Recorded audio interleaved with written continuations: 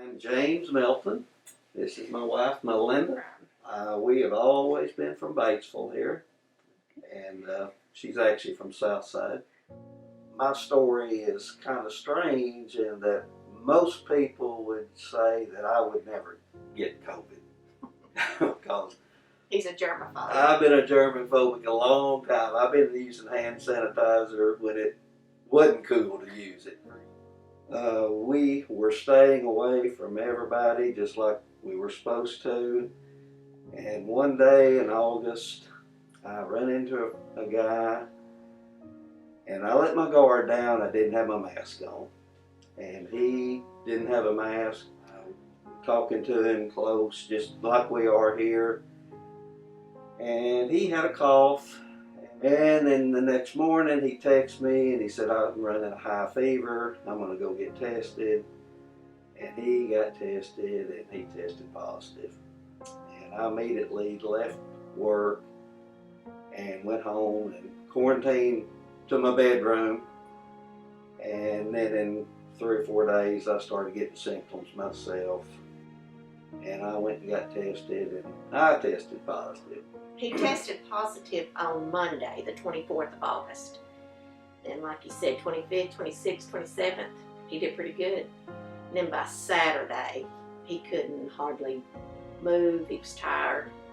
I stayed out of the bedroom. He didn't want me to come in, except that Friday and Saturday and Sunday I had to.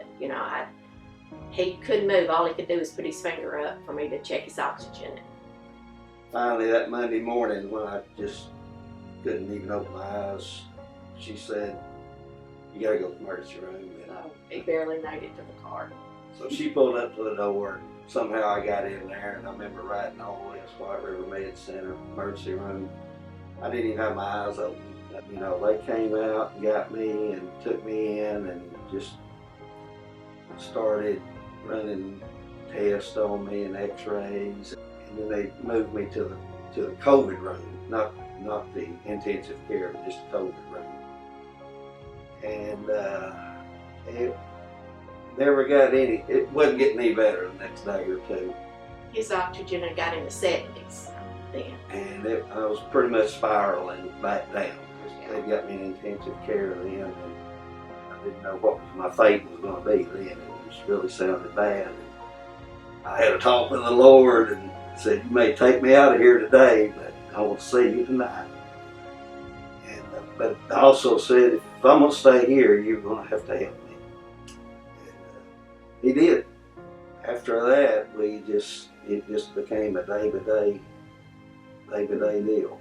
He said they came and they worked on me. It didn't matter that I had COVID. They were there, so we appreciated that with the nurses and the doctors. And I know they got so tired of me at the hospital, but they were very nice.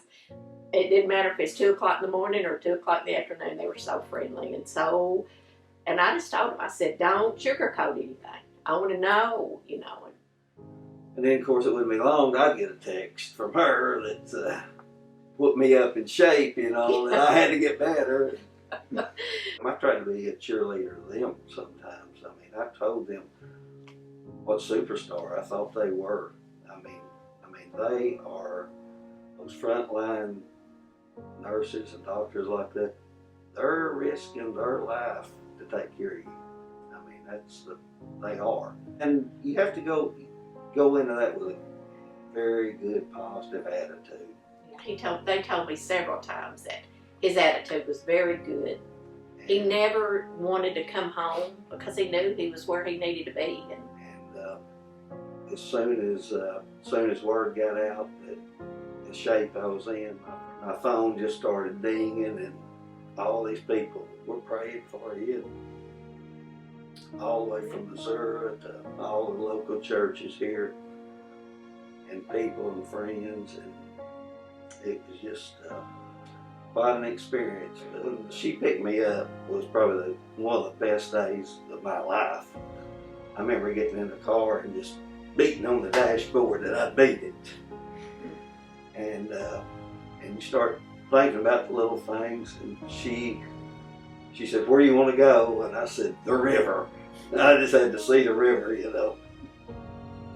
But I left there with oxygen and a walker. You know, just because you get out of the hospital don't mean you're at all Well, When I left there, we got home and I sat down, and that just no energy, lost 20 pounds. it was a struggle. He was worn out. I had no muscle when I come out of there, any. Just, and so I had to rebuild that, and had to start walking. Once we walked across the room, then we started walking around 2 rooms. A couple of weeks into that, walked to the mailbox. That was major. And then walk around the circle we live on. And just a little bit at a time. And she took off 2 months to take care of me. We didn't let our children or grandkids come over for several weeks afterwards. Because, we'd see the grandkids through the window, and finally we let our daughter come over after you'd been home maybe a month, 3 weeks. Yep. And it just affects so many other people other than just the person or the patient.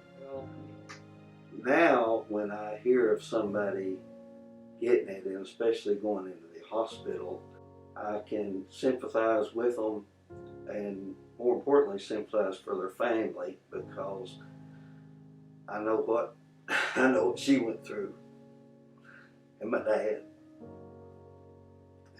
And I try to tell people and try to warn them that, if I see people out of mask or something, I tell them my story a little bit and try to help them, try to make them aware that this thing is bad. I have no underlying issues or anything. And even my doctor going to visit after I got out, he said, I kept up with you, but he said, I couldn't believe it. He said, I could not believe that attacked you the way it did. And just, it attacks everybody differently. And there's no rhyme or reason.